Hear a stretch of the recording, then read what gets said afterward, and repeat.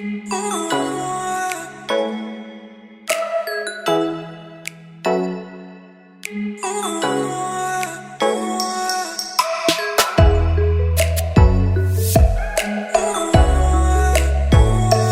so buckle up, everybody, because today we're diving deep into family court drama. Ooh, sounds juicy. Oh, it is. It really is. All right, I'm ready. So we're looking at this YouTube channel called Testos Stereotype, and they feature these intense cases where you hear from both sides, and then boom, the judge's ruling. Oh, wow. So you get the whole story. You get the whole thing. And get this, it's not just like your typical arguments. We're talking parents suing their own children for child support. Whoa, hold on. Suing their own kids, that's heavy stuff. It's wild, right?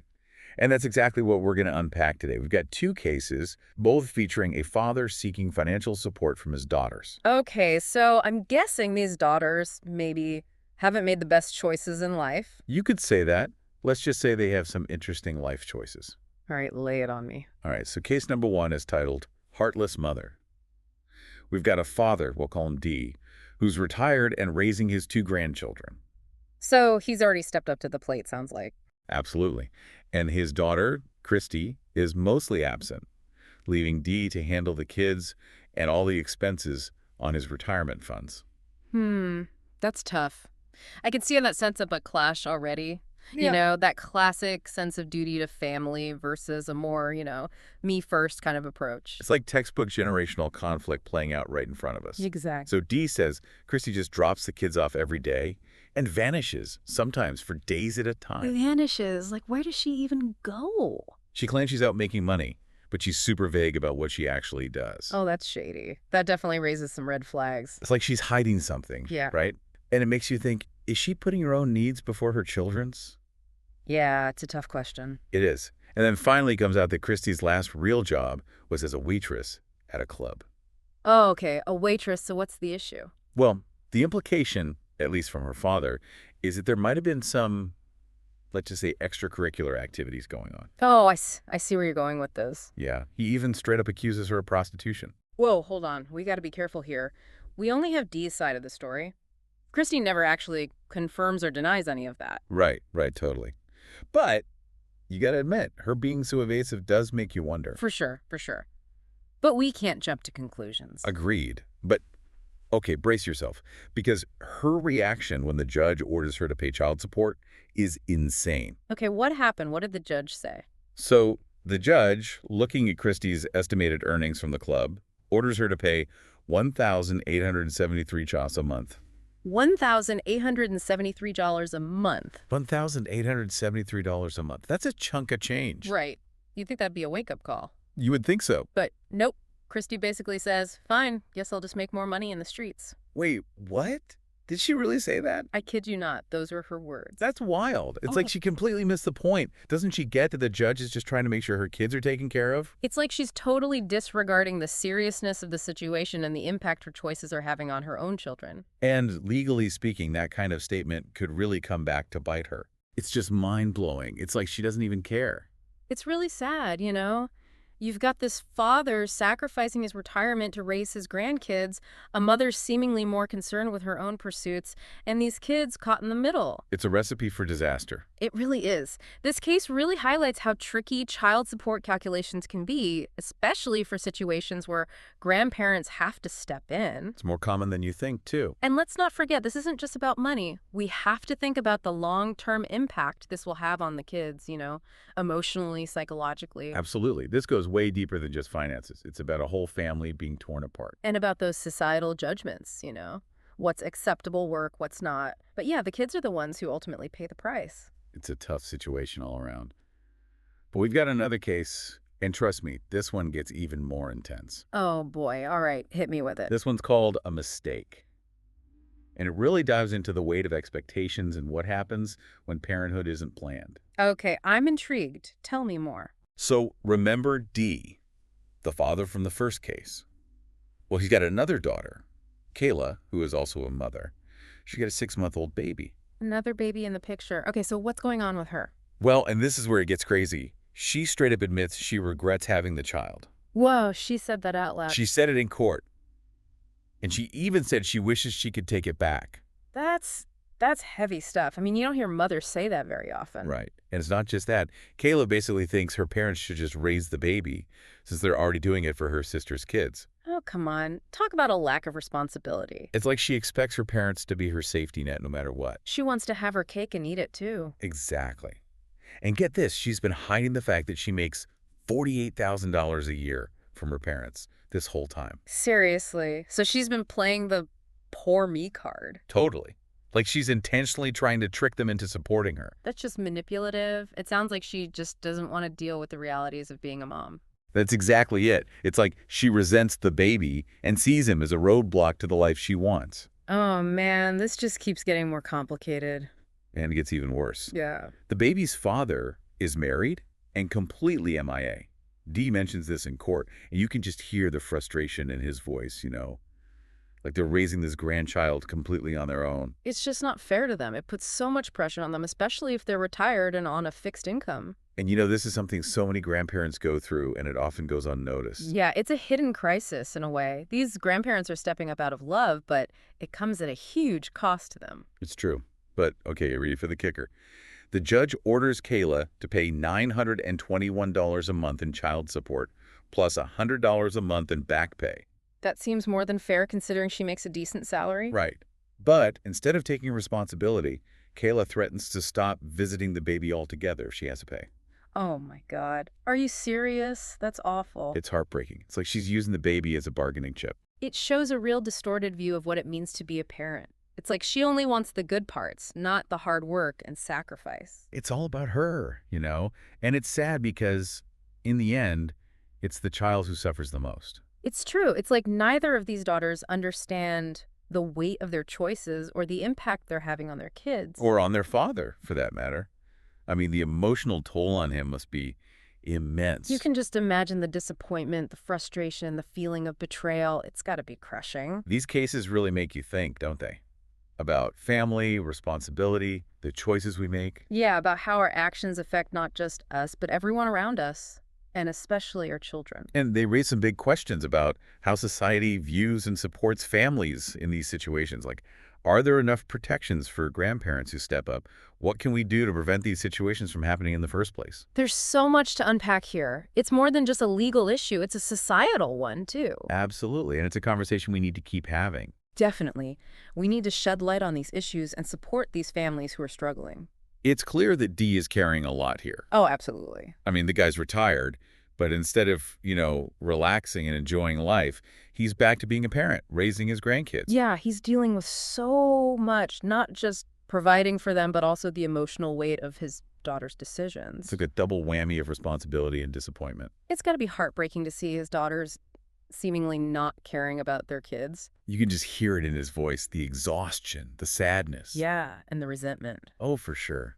He even says something like, they raised me so well, they might as well just raise her kid, too. Ooh, that's loaded. Right. Like he feels totally taken advantage of. Yeah, it speaks to that clash we were talking about, that generational divide. Like Dee comes from a time when family came first, no matter what. Exactly, and now his daughters seem to be all about me, me, me. Individualism versus family duty. And it creates so much tension. Makes you wonder, is this happening more and more these days, this generational shift? Oh, absolutely. We're seeing a move away from that traditional family structure. So what happens then when grandparents end up raising their grandkids like this? What can they do legally? Well, luckily, a lot of states have laws specifically for grandparents in these situations. Like what? Can they get custody? Yeah. They can petition for legal custody if they can show the parents aren't fit or able to care for the kids. Makes sense. Then they can make decisions about the kids' lives, education, healthcare, all of that. Okay, and what about money? Can they get financial help from the parents, even without custody? Yeah, in a lot of cases, grandparents can actually go for child support just like anyone else. So they're not totally left hanging. Right, it can help ease the burden a bit. But it probably varies from state to state. Exactly. It's always best to talk to a family lawyer to know what applies to them. Good advice. So, legal stuff aside, what other help is out there for these families? Well, there are tons of support systems nowadays, thankfully. Like what? Support groups for grandparents raising grandkids. Oh, that's great. So they can connect with others going through the same thing. Right. It helps to not feel so alone, And there's counseling, too, to deal with the emotional side of things. It's a lot to handle emotionally. Yeah. It can be overwhelming. And there are organizations that can help with practical stuff too, like money, childcare, legal guidance. So there is help out there. Yeah, absolutely. It's important for these grandparents to know they're not alone. So big picture, what do you think people should take away from these cases? Well, I think it really highlights how important communication is, being open and honest in families about expectations for childcare and money. Yeah, so these kinds of situations don't happen. Right, it can prevent so much resentment and misunderstanding down the road, And of course, knowing your legal rights is huge. especially for grandparents in these situations. Definitely. But also, I think these cases show us that things aren't always black and white. Right, there are always different perspectives, different sides to the story. It's easy to judge, but we got to remember we're only seeing a tiny piece of the puzzle. Exactly. These YouTube videos give us a glimpse, but there's so much more going on behind the scenes. Okay, so we've covered the legal stuff, the emotional toll, the resources. It's a lot to process. It is. But there's another layer here I keep thinking about. Okay, what's that? It's about personal happiness. What happens when wanting that clashes with family obligations? That's the million-dollar question, isn't it? Is there a point where our own desires have to take a back seat? Especially when it comes to our kids. It's a balancing act, that's for sure. It is. We all want to live fulfilling lives, follow our dreams. But we've also got responsibilities to our families and communities. And finding that balance is tough. It really is. There's no easy answer. And in these cases, it seems like that balance is way off. Yeah, it's like pursuing personal happiness has come at the cost of the family's well-being. Makes you think, doesn't it? Absolutely. It reminds us that choices have consequences, not just for ourselves, but for those around us. And maybe it highlights how important it is to talk openly and compromise in families. Like, how can we support each other's dreams while also being responsible? That's the real challenge. These cases really make you think about families in the 21st century. They do. They show us how family structures are changing, how individual wants and family duties sometimes clash. And how powerful family bonds can be, even when things are tough. There's so much more to discuss here, so much to learn from these situations. It's easy to judge the daughters, call them selfish. But we gotta remember, we're only seeing a tiny part of their lives. We don't know the whole story. Right. Everyone has their own struggles, their own complexities. So maybe the biggest takeaway is don't judge too quickly. Yeah, have some empathy, try to understand where they're coming from. Because life is messy, families are complicated. There's no one right answer when it comes to balancing our needs with our loved ones' needs. We can't offer easy solutions, but we can encourage people to think about these things. But to have these conversations with their own families and their communities. What do you value in a family? How do you balance your goals with your responsibilities? Big questions, but important ones. What kind of world do we want to build for future generations? One where everyone can thrive. It's about having these discussions, understanding different viewpoints. That's how we build a better world for everyone. A more compassionate, supportive world. That's a great point to end on. We can't offer easy answers, but we can encourage thoughtful reflection. And hopefully spark some meaningful conversations. It's funny, even though we've heard all this, I can't stop thinking about the daughters, Christy and Kayla. Yeah, they really make you think. They do. They're both young moms dealing with similar stuff. Right. Unexpected pregnancies, money troubles. But their reactions are like night and day. It's such a stark contrast. Yeah. Christy, with her whole making money thing and that streets comment, she almost seems rebellious. Like she's pushing back against everything. Yeah, and maybe even owning the stigma. It's almost shocking how defiant she is, especially when you think about what could happen to her kids. But is it more honest, in a way, than Kayla's approach? That's a good question. It makes you think about what authenticity really means. Because Kayla, she seems more typical on the surface. Job, school. But underneath, there's this, immaturity, a real self-centeredness. Her regret about being a mom, that threat to stop seeing her baby because of child support, it's disturbing. It's like she doesn't get what being a parent really means. Yeah, like she sees her kid as a burden, an obstacle. Holding her back from what she wants. And it makes you wonder, are either of their approaches actually better? Are they both just different sides of the same coin? Like a lack of responsibility, but dressed up differently. Or maybe there's something deeper going on, psychologically, societal factors maybe.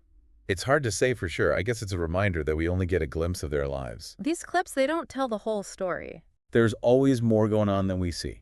So much we don't know, factors we're not aware of. It's like, don't judge a book by its cover, right? Exactly. We need to be careful about making snap judgments. Because everyone's got their own baggage, their own struggles. And that brings us back to that big The question. one we've been circling all along. How do you balance personal freedom with family obligations? Is there a point where wanting your own happiness hurts your loved ones? It's a question that's been around forever, I think. It's the classic dilemma, right? We want to be happy, we want to follow our dreams. But we also have people who depend on us.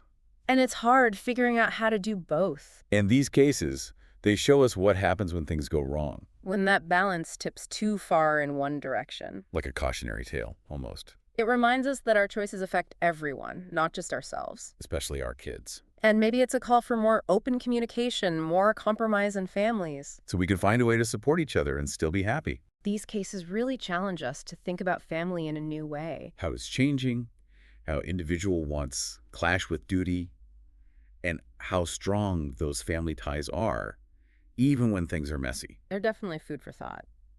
So as we wrap this up, I think the biggest takeaway is life is complicated. Yeah, families are messy. There's no easy answer, no magic formula, We can't tell people what to do. but we can ask them to really think about these things. To have these conversations with their families, their friends. What do you value? How do you balance your goals with taking care of others? It's about finding your own answers. And what kind of world do we want for our kids? One where everyone can thrive. It starts with these conversations, with understanding different perspectives, That's how we make the world a better place. a more compassionate, a kinder place. So well said. And on that note, I think it's time to wrap up this deep dive. It's been quite a journey, It has. But before we go, we want to leave you with one final thought. something to ponder. Remember, you're not alone in figuring all this out. There's support out there, people to talk to. Keep those conversations going. Keep thinking critically. And let's build a world where families can truly flourish. Thanks for joining us on this deep dive, everyone. It's been a pleasure. And until next time, keep exploring, keep questioning, and keep those conversations flowing.